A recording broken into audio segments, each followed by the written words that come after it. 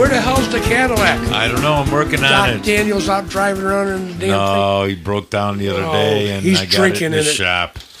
You're listening to Chicago Bob's Blues Show, along with Mike Vetramilla, Hello. John Huber, Hey, everybody. Spot Studio, and we have a lot of special guests in the studio. Did I say that right this time? You said it right. We have the legendary, stupendous John Chorney in the studio. All right. Keyboard extraordinaire, but he brought a good friend, Blues Hall of Fame inductee twice, legend in the blues, drummer extraordinaire. To the stars. Drummer to the stars, yeah. There you go. Drummer to the stars, Mr. Merle Perkins, y'all give it up. Yeah. All right. Hey. So, Mikey, do you know who Merle is? Oh, yes, I do. He's played. The list would be shorter if you put the people that he didn't play Yes, with. I know. You'd be better. Yeah, you wouldn't have to write so much. See? Yes, I've seen him at Chicago Fest way back in the early 80s with the legendary Big Twist. Do you realize that that's golden oldie stuff now? Oh, I know, 80s. It kills me. I can't phantom it. These kids nowadays, you're listening to the oldies? Yeah. Yeah. Anyways, John, Yes. you got to say something. You can't just shake your head. This is radio. Oh, okay. Okay. Yeah. Well, You brought. I brought my friend Merle Perkins with me, and Merle changed my life. I don't know for better or worse, but I mean, I don't know. When I saw Merle, he's the person that really got me, inspired me to be a blues musician. I saw him years ago. I can't even remember, over 30 years ago, longer than that, at the Kingston Mines. He was playing with Joe Kelly, and I went down there with some of my college friends, and you know, I saw Merle was playing with Joe Kelly, and it was just so inspirational. Joe Kelly, for those Joe that Kelly, don't know. The Blue Shadow. He played in the Shadows of the Night, and he was Right. also an incredible blues musician. And that inspired me, and I noticed that they had a jam night, an open stage on Mondays, and I went down there religiously. Never missed a Monday for 2 years. And then later on, eventually, I got in a band with Merle, and I realized that I'd actually made it to the big time. I never ever dreamed that I would be in a band with this guy. That was like a dream come true, a fantasy. I never thought I'd actually be in a band with Merle Perkins, but yeah, he was. I was in a band with Michael Coleman, and Merle was the drummer. Cool. For those that don't know, Merle Perkins has been drummer to the stars. Freddie King. There's another King there. Albert King. Buddy Guy. Junior Wells. I couldn't name them all. Tell us, Merle, some of the people you've played with. Lonnie Brooks. There you go, the legendary. Yeah. James Cotton. Wow. Also Memphis Slim. Willie Mayborn. Joe Kelly with the Shadows of the Night. Also played with Detroit Jr. I never recorded, but I played with Detroit Jr. I played with John Little John, Aaron Burton, Larry Burton. We played in a band together. Played with Hip Link Chain. Big Twist? Big Twist yeah. and the Mellow Fellows. Eddie Shaw, recorded with Eddie Shaw, Lefty Dears. And we went into France, and it's called Chicago Blues Giants in France. So we recorded a CD over there with Eddie Shaw and the late Eddie Clean and Vincent is on that CD I recorded with. Also, I played Lonnie Brooks and Maurice John Vaughn. John Vaughn, A.C. Reed. Man, I done played something I can't even think. It's almost I can't think of all the places that I've been in the world. Wow. I've been to every state in the United States except for Alaska, Arizona, and Hawaii. Those are the only states I've never been. Well, that's probably coming real soon, don't you think? Yeah, and I've been from one end of Canada to the next end of Canada. And you also played with a good friend of ours who's passed away again. Who's passed away. Mike's laughing at me up there. Mike Gibbs. Mr. Mike Gibb. Oh, yes. Who played Mike at Teresa's in the old days. Right. That was a treat. That's something that I missed. Yeah, I wish I would have seen that too. Also played with Jody Noel, too. Right. back in the day. Michael Coleman. Michael Coleman's my friend for 41 years. Eddie Clearwater? Eddie Clearwater. I played with Eddie Clearwater for 11 years. Wow. Cool. So how did you get started in playing drums? I mean, you just one day walked in and go, hand me your sticks, I'm playing drums? I was born in Kansas City, Kansas, and my mother met a boyfriend, and he got a job in St. Louis. And so when I was about 14 years old, I was in the schoolyard, and I seen a drum corps practicing. And I said, man, I want to do that. So actually the first drum corps I played in was a church drum corps called Pleasant Green and 62. They were a small drum corps, but the Spirit of St. Louis was a senior corps, very big drum corps, and I wanted to play with them. So back in the days, I had a process. So drum corps was more military because VFW. So I went to their practice, and the guy said, you got to cut that hair off, man. So I cut all my hair off, and I came back, and he said, man, this guy here is serious about being in the drum corps. So that's kind of like I kind of owe it all to drum corps, because if I never played in a drum corps, I wouldn't have been a drummer today. No, you'd probably been a guitar player. And then, being in drum corps, they write their music out, and so that I learned how to read music. That screwed up every blues player after that, don't And then I went to Frank's drum shop. I went to school to learn how to read the whole set. So I got tons of music books. Wow, and it's a funny story, man. When I first came to Chicago, I used to go to the city. You know who showed me how to play a shuffle? The late Buddy Scott. Oh. Huh. Scott Brothers. Right. Yeah. Howard Scott. Howard Scott, Walter Scott. Walter Scott. I'm still learning from every time I see Walter, I'm learning. Yes. Yeah. He amazes me. All those cats. I used to see them at Bonanza, and it had Howard Scott and right. Horn Band, Bill McFarland, right. Hank Ford on Chicago Fire Horns. Yep. All those cats, Paul, I think he was playing trumpet with them. I can't remember his last name, though. But it was kind of funny when I first went out and sit in. See, I didn't know nothing about blues when I went to sit in. And so I was sitting in on the set. I was playing the wrong beat. And the cat took me down out in the middle of the stage. And I was a little bit embarrassed about that. They kind of said, well, that cat can't play no drums. But see, they didn't know I could read. So I got really pissed off. And then I had seen Billy Cobham with my original orchestra. And I never seen a brother play double bass drums. He's like a machine, John McGoughlin. And so I said, man, I'm going to do that on the double bass drum. I had a mismatch Rogers set, took it all apart, put it together, went in the woodshed, and I was the first drummer in the 70s that played double bass drums on the blues set. And then I have a picture with another guy I played with, McKinley Mitchell. I played with McKinley Mitchell in the 80s, and I got a picture with me playing double bass drums with him. Cool. Very cool. We have a song from back then, John. It was my favorite pick. Is that Funk the Blues? Of course. That would be the one. All right. You notice I very carefully enunciated that title. Because Julie was looking through the window. I missed that. Oh, you did? Yep. I waved. Well, let's listen to that one. Put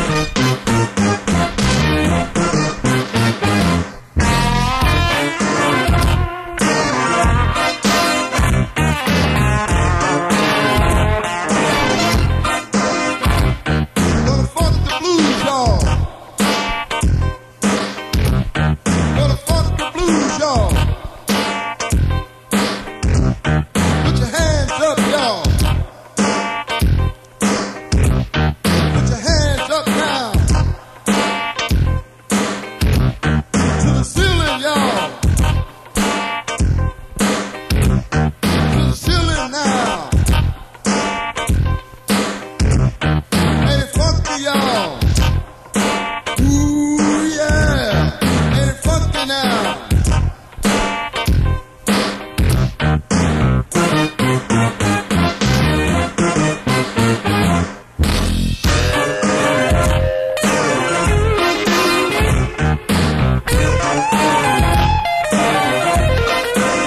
Gonna funk the blues, y'all.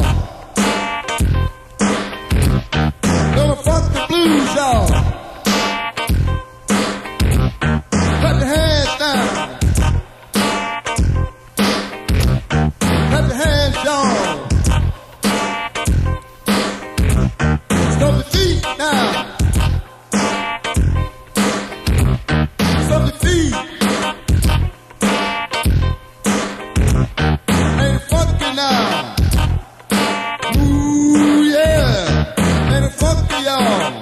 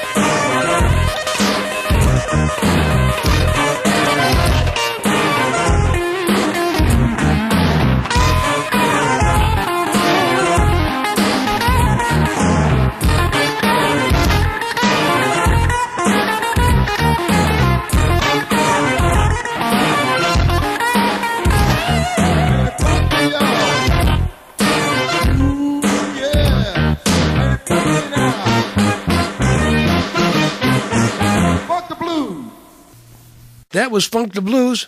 Funk the Blues, how this came up, a friend of mine influenced me because when I had the band Merle Perkins and the Percolators, I didn't sing. I just get the guitar players to sing. So, I went to Trey's house. Actually, Maurice Vaughn is the one that said, man, you got a band called Merle Perkins. He said, you need to learn one song. I said, man, I ain't no blues singer. It sounds familiar. Ain't it? I said, man, I don't know about keys and stuff like that. When I had the Percolators, I used to have Pete Allen in my band. He died. He was a great guitar player. He used to tell me when I sing Kansas City what keys, I already remember what keys that I sing songs in when I sing. So I was down at Trey's basement. I decided to do a song down there, and we recorded it down there in the basement. I made up the song. I hung out the bass line. I hung out the horn parts and everything. So we recorded it, and we did about the whole cassette tape. We recorded several recordings of it. And I recorded this song way back in the 90s. And I never thought about putting it on a CD until a friend of mine, which is the late Ike Davis, was one of my idol drummers. He said, man, you didn't play with everybody and play the drums. He said, man, you need to start singing. Right. And then he said, then you can present your drum solos, once you start singing. So that's why I started singing. And I heard that you don't have to be a Otis Clay. You don't have to be a great singer to do the blues. Because there's some cats that do the blues not that great of a singer, you know. But Mike used to tell me all the time, if you don't step up to that mic, you're going to be a sideman all the rest of your life. That's where I heard that. Right. Yep. Hey, Merle, you got to do that song over again. Funk Yeah. the Blues. You got to re-record it and make it contemporary. Oh, yeah. Put a rap part in the middle. Well, I'm already rapping in it. You got to make that contemporary. That could be a hit. But Funk the Blues, the first radio interview I had with Liz Manville, and she played it on, it was online radio station, and she told me when I did that, she did Percolating and Funk the Blues.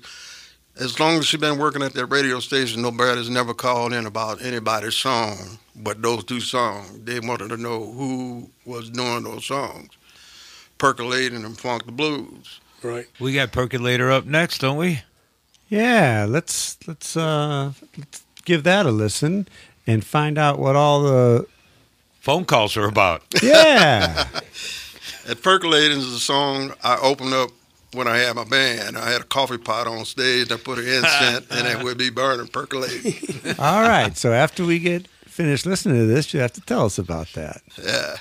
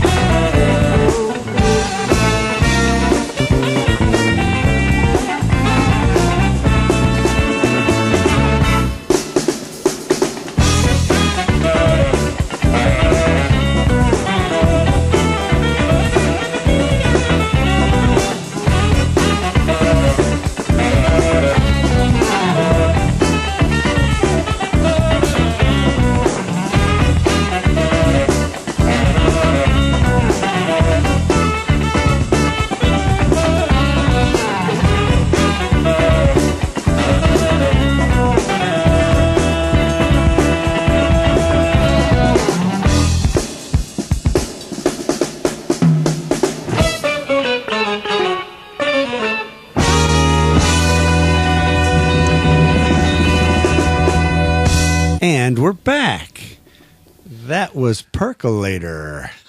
Tell us about that. Percolator. How I got the Percolator name is from Hassan Khan, which is married to Shaka Khan. You know, he was in my band. Was married. Yep. And he said, man, your last name is Perkins. He said, why don't you call yourself Merle Perkins and the Percolators? So that's where the name come from. The idea comes from Hassan Khan. Nice.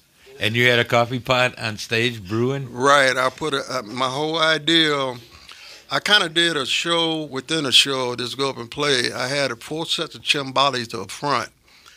Everybody in my band, all the write-ups I got, even in Thunder Bay, Ontario, I think everybody in the band is a star because you can't do it by yourself. You need a band for the help. And a lot of guys that are leaders never talk about the sideman in their band, but I always did that.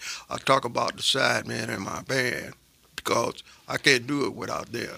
Right. And another thing, most drummers don't usually sing. They got to be out front, and you're doing both still. Right. I'm singing, and that's one reason why this lady from Plains, Connecticut, she contacted me on Facebook, and she liked percolating funk. She said, I'd like to do a write-up you in a magazine. Oh, I thought you were going to say a nude spread. No, so she did a write-up in a magazine about my Funk the Blues, and it's called Soundwave Magazine. So I have that. And then also Crossroads Blues Society did a write-up on my CD. Cool. Hey, Merle, I did some gigs with you. Remember, I did some Percolator gigs. Yeah, John Chorney I did some gigs with the Percolators. He played Percolator. He's a junior percolator? I did some gigs. I remember it was very cool where you would come up, get off the drum set and come up in front, and you were on the timbales like Sheila E. or whatever in the front of it. Right. See, like my show was kind of like, I didn't want to be like the rest of the band just go up and play. So what I did, the bass player, I would get a bass player solo, everybody else would leave the stage, and then I would play a beat and let the bass player do his thing. And then I say, well, let's have a hand for the bass player, and then I did the drum solo. And once I did the drum solo, and I eased off the drums, and I came to the timbales, then the guitar player, me and Pistol Pete, would do a battle between timbales and guitar. You got any video of that? Unique. You got any video of that? I bet that was good. Right, and then after we did the battle, then with the guitar and the timbales, then I started playing shuffle, then the rest of the band would come up, so then I would stand up and sing, and the rest of the band, so it was a show within a show, and everybody really liked that. With the coffee pot percolating, you know. And then I had a T-shirt. I got one that's left that the guy drew. It has a percolator with my name perking up out of the percolator, steaming up out of the percolator. I had one T-shirt left. Nice. Cool. So talk about some of the people that you've toured with before you went out on your own. I mean, we already said Maurice John Vaughan. Freddie King. How did you get started with Freddie King? You know, I got started with Freddie King. I forgot who even hooked me up with that gig, but the drummer that played with him was sick. 1971 is when I played with Freddie King, and we toured in Ohio, Dayton, Ohio. We did all big theaters. I liked playing with him, man. We rode in a Fleetwood Cadillac, and he had a rider truck that carried the equipment. And we played Dayton, Ohio, big auditorium. We played Cincinnati, Ohio. Hey, Merle, don't forget you were Leon Russell. You were on. We were on tour with Leon Russell. We were on tour with Leon Russell, wow. So we were opening the show for Leon Russell. We played in Pittsburgh, Pennsylvania, and the Pittsburgh Pirates won the World Series in 1971, and we played a big old theater there, huge theater, opening the show for Leon Russell. Now, I tried to find copies of that. I knew somebody had a copy of that. So when I seen Leon Russell in Chicago at the winery, he was kind of, I think, a little sick, but he would leave right from the stage and go to the bus. But they wouldn't let me come on the bus. So I asked him, did he have a copy of that show with Freddie King? He said he did, but he said somebody stole it. But then a friend of mine found an advertising of that show we did in 71 in Pittsburgh, Pennsylvania. So whoever stole it, Selling selling it, right? Yeah. Wow. What we got coming up next, John? We have Tina Nina New. Explain this one a little bit. Okay, Tina Nina New. Everyone likes Tina Nina New. Everybody like this song. This is one of the favorite tunes. I listened to Slim Harpo do it, but man, he did it really not like that. He had a really scrubby like voice, you know, and so I heard other people doing it, so I decided to do it myself. Give this a listen.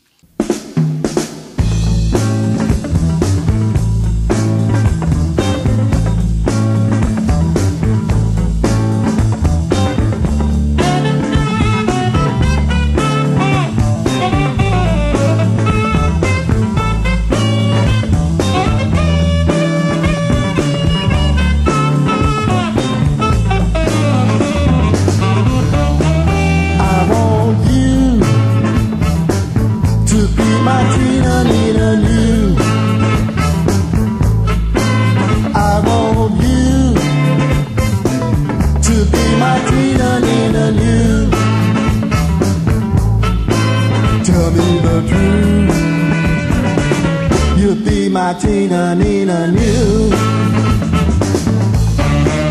I want you to be my Tina Nina New. I want you to be my Tina Nina New. Tell me the truth. You'll be my Tina Nina New. Won't you love me? Won't you hug me?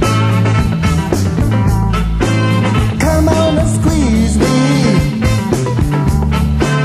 Come on, don't tease me. Tell me the truth. You'll be my Tina Nina New. You look so good, girl. I wanna know, what is your name? Where do you go? Everybody is looking at you. You look so good, girl. You got the blues. Tell me the truth. You'll be my Tina Nina New.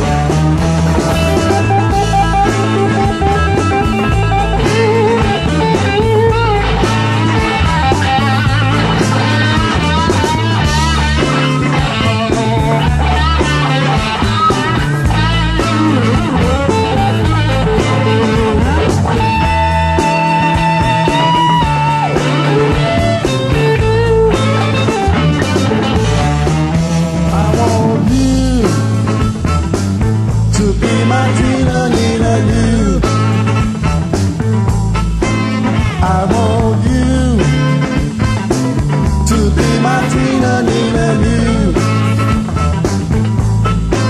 Tell me the truth. You'll be my Tina, Nina, new. You look so good, girl. I wanna know, what is your name?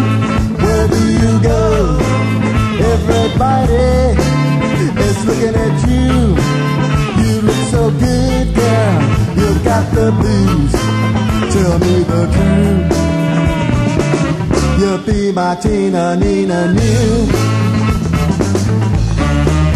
I want you to be my Tina, Nina, new. I want you to be my Tina, Nina, new. Tell me the truth. You'll be my Tina, Nina, new.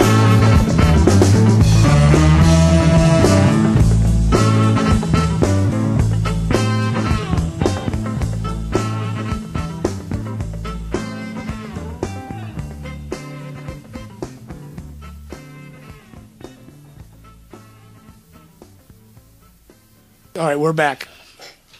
We're Hey, back. Merle. Tina, go on. Merle, what about Albert King? You're about the yeah, only I guy I played- know on the planet that's played with both Albert and Freddie King. Yeah, when I was 15 years old and I lived in St. Louis, Albert King played at a club across the street, and he used to come over and shoot pool, and I used to shoot pool with Albert King. So I know Albert King when I was 15 years old. And then when I moved to Chicago, I heard he was pretty mean. A lot of people were scared of Albert King, but I love his playing, and I heard he was looking for a drummer. And so I went and looked and went to the rehearsal, and I explained to him, I said, man, I used to shoot pool. He said, oh, yeah, man, I remember you. And so that's when I went on a tour with him, Albert King. And so... Merle, is he the guy that put you off the bus? Was that? Yeah, okay, I'll tell you this story about Was that that. Albert King that left Okay. you on that side of the highway? Yeah, when we were on the bus, see, I didn't know that you couldn't eat on the bus. So we stopped at a stop, and I bought a cookie. And I was on the bus eating the cookie, and the guy said, you can't eat on the bus, man. So I had to get off the bus and eat the cookie on the side of the curb. And they left you there? No, I couldn't eat the cookie. I had to eat the cookie. I thought James Cotton picked you up on the side of the road. I don't remember, but No. Yeah, it was, No. that's because Tom Holland wanted that cookie. And then the next time we stopped at another stop, and I bought a pop. So I'm drinking a pop on the stage, and the band said, man, you can't drink no pop. I said, man, what can you do on this bus? And so I had to get off the bus and drink the pop. At least they waited for you. You know. So, but I just, Albert King, when I play with Albert King, man, like, I just got chill bumps. His playing is just good chill bumps to you when you play behind him. And I was really honored to play with a person like that I played pool with when I was 15 years old, playing with Albert King. Yeah, it's like Carl Weathersby to me. You know, he's related to Albert King, but it's like he's my Albert King because I never got to see Albert King live, so I got the same thing from Carl. I know what you mean. It's that awe, you know, and you're like, whoa. We'd be in the music store, and he'd be just talking about regular stuff, and all of a sudden, somebody would come in, Carl Weathersby. Anyway, so moving right along, what do we got there, John? Kansas City, and I believe this is a live recording. This is a bootleg. A bootleg live recording that somebody in the crowd had some way of recording it, and it ended up getting published. Yep. I always sing Kansas City, Kansas, because that's where I was born. Kansas City, so I always do Kansas City. Nice. And I do Sweet Home Chicago because I live here in Sweet Home Chicago. Nice. Let's give Kansas City a listen. Ready, Mike? Yes, sir.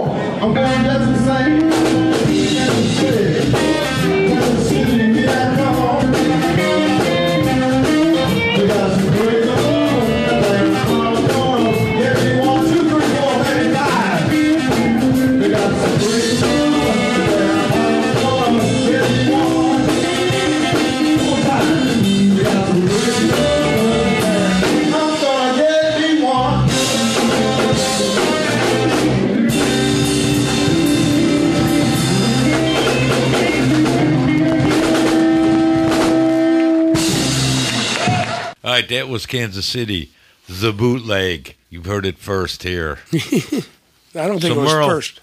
What is your favorite drums? I mean, I'm a bass player, and I can relate to drummers because we are brothers in time keeping.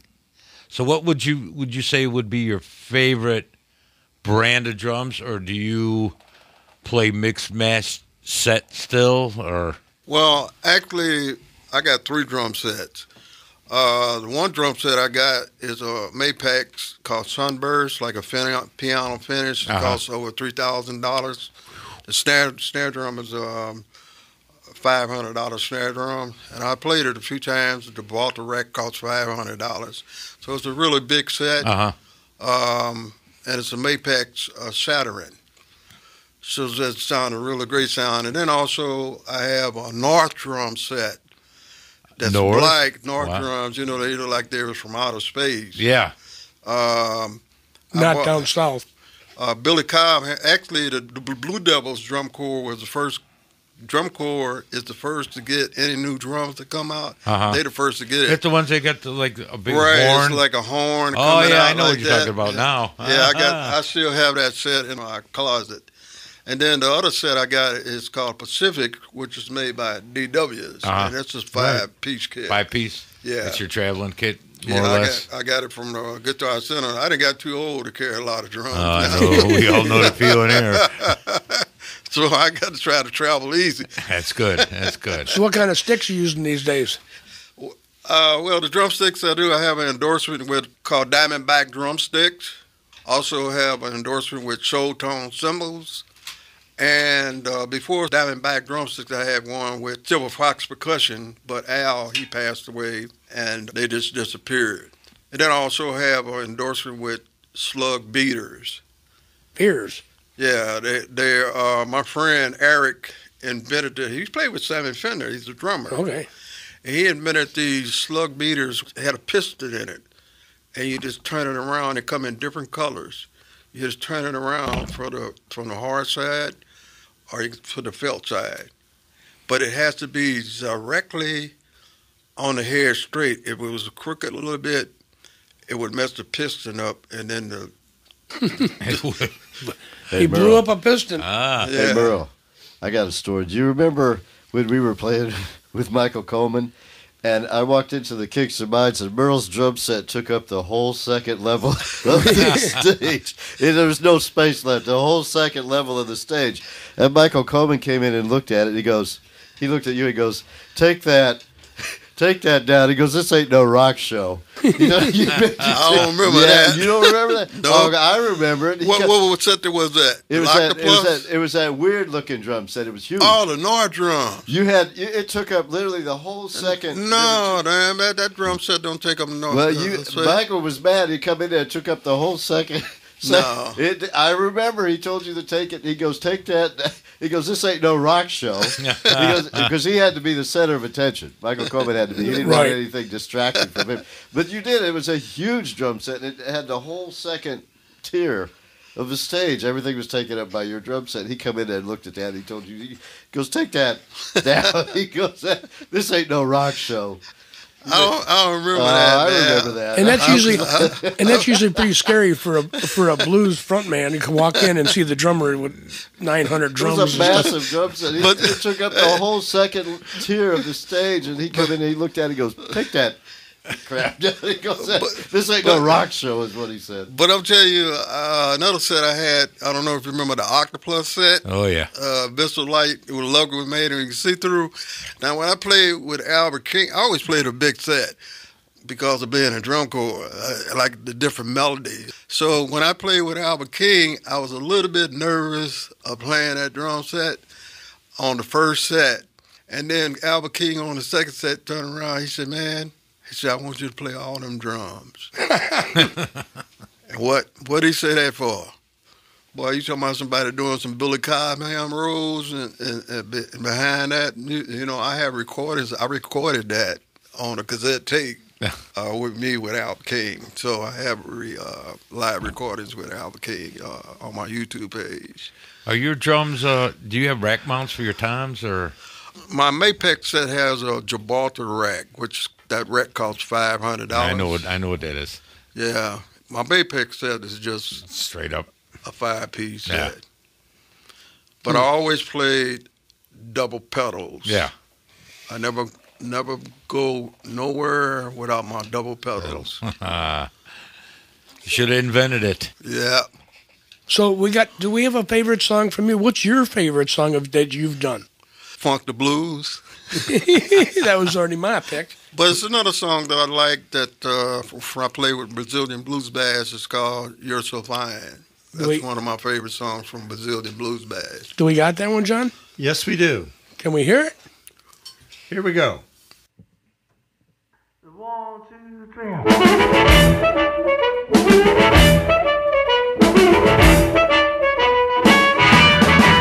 You're so fine. Wanna love you all the time. You're so fine, Bree, baby. Let me love you all the time. Well, I got a girl, she's fine and brown. Water like about her, she's mine, oh mine. She's so fine. Yeah, she's so fine. You're so fine, Bree, baby. Let me love you all the time. Well, I wanna give you all my money, buy a dime on everything. Until you be mine, baby, that's the way you make a man. You're so fine. Yeah, you're so fine. You are a fine, healthy thing. I wanna love you all the time.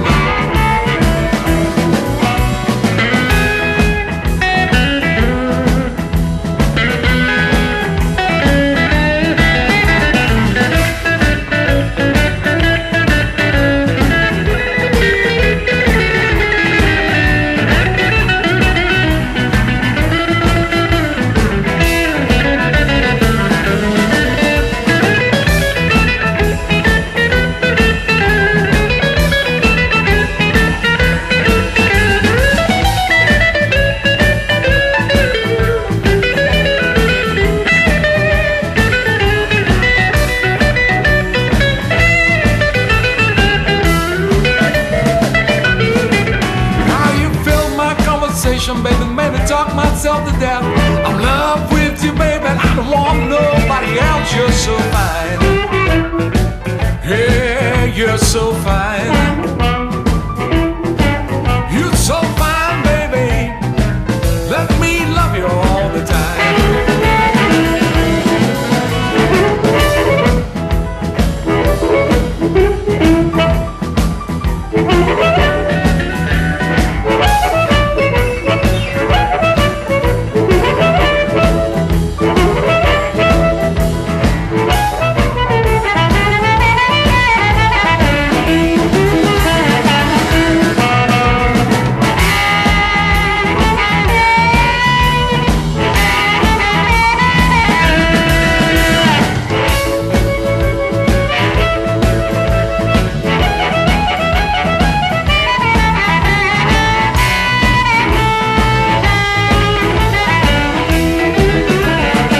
How you know I love you, baby, and I just can't help myself. Going crazy cause you're loving someone else. You're so fine. Yeah, you're so fine. You are a fine, healthy thing. I wanna love you all the time.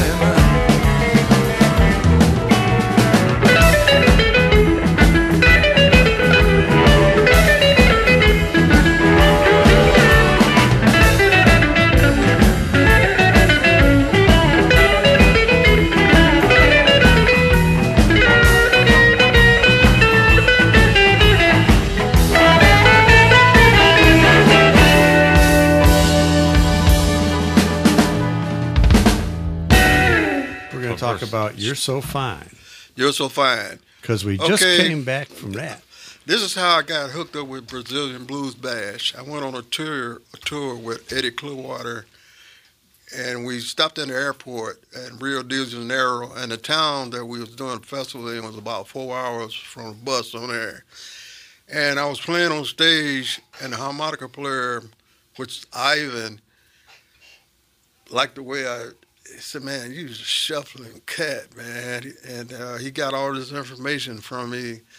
And we became friends, and we hung around. I met a lot of Brazilian friends. What I call them my Brazilian blues brothers. He came to Chicago and asked me could I put a band together for him. So I got Michael Morris on bass, and I got Michael Coleman on the guitar, and we recorded a CD, which is called, I think it's Session 1. Okay. I got that CD, but my guy has it. I only had one copy of it. Huh. You know, one copy, he's got it because he was supposed to make more copies of those CDs, you know, for me. That song, what was I talking about? We're talking about You're So Fine. Oh, You're So Fine. That's one of my, well, it's a lot of those songs that are my favorite on that CD. That's a really good sounding CD. But You're So Fine is the guitar players from Rio de Janeiro. Yep. They had me in 2013. They had me over in Brazil as a special guest artist. So I was a big star over there. I got treated like a king. Nice. I had my own room. Didn't have to buy no food. And then over there, when you eat over there, they bring different entrees. They bring one meal, and then you come another meal. Entrees, right? Entrees. Yeah. They do it. Seafood. Did they give you a Cadillac to drive around with? I got a Cadillac. Oh, okay. Actually, on the front of there, see that Cadillac? Yes, I do. That's my That's my right. Cadillac. Nice. If you look at one of my like pages, which is called M. Perkins, I didn't know you could put a video on a like page, but it has to be between 20 minutes and 90 seconds, 20 seconds and 90 seconds. You can put it on your like page.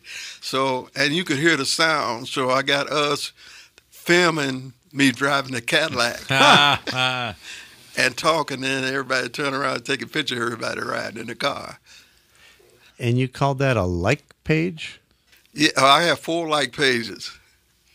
What's Because I couldn't put everything on one like page, so man. you I have got so much different- there, so I you got have 4 different different like pages. pages.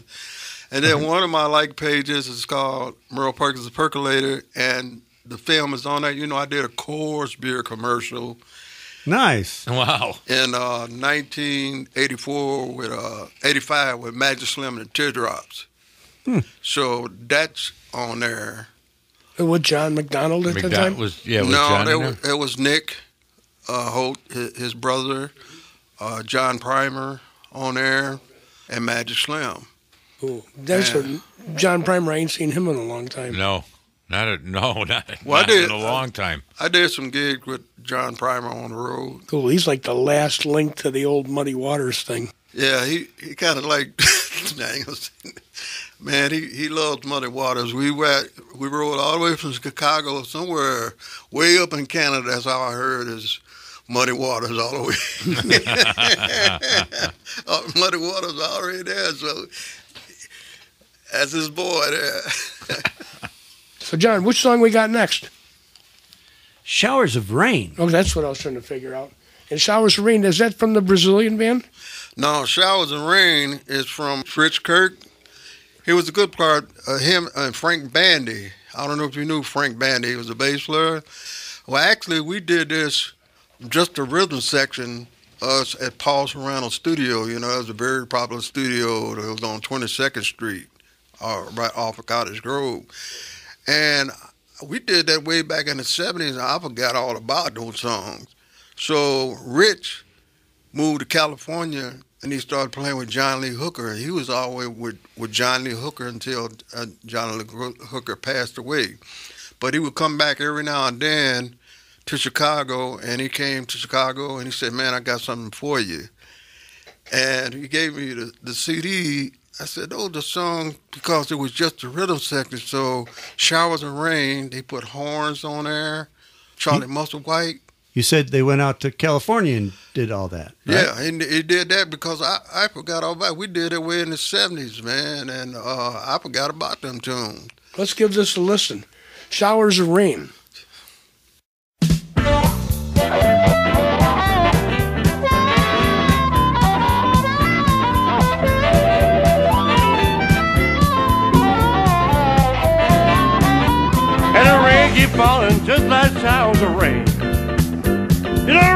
kept falling just like showers of rain. I love to have my baby ease my pain. I got up this morning, looked through my window pane. I got up this morning, looked through my window pane. You know, I saw Henrietta walking in the falling rain. You know, I met Henrietta, we were walking in the rain. Well, I met Henrietta, we were walking in the rain.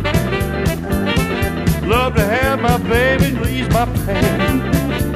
You know, I met Henrietta strolling through the rain. Yeah, I met Henrietta strolling through the rain. She was thinking about her life and all kinds of other things.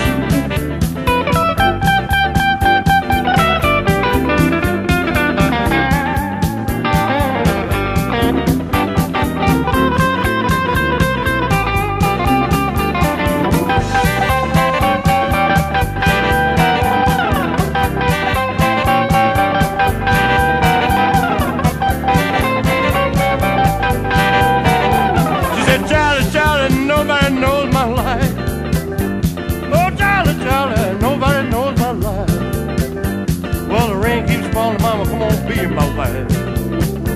And the rain keeps falling just like showers of rain. The trouble's falling just like showers of rain. I love to have my baby ease my pain. Yeah, our trouble keeps falling just like showers of rain. And our troubles keep falling just like showers of rain. I love to have my baby ease my pain.